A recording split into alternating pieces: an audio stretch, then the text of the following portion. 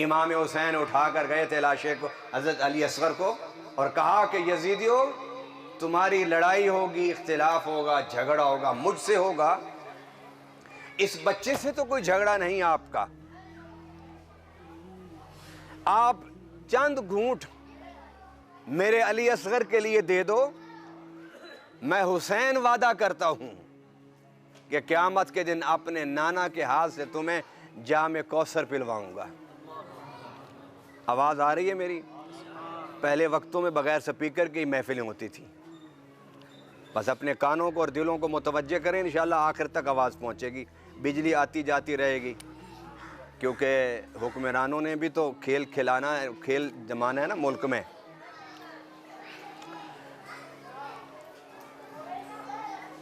तो क्या हुआ, एक यजीदी ने तीर मारा और अली असगर के मासूम हुलकूम को वो चीरता हुआ इमाम हुसैन के बाजू को लगा और बाजू को ज़ख्मी करता हुआ गुजर गया। आप हज़रत अली असगर का तड़पता हुआ लाशा लेके हज़रत शहरबानो और सैयदा ज़ैनब के पास ले गए। तो उन्होंने पूछा कि बच्चा चुप है, इसने पानी पी लिया है?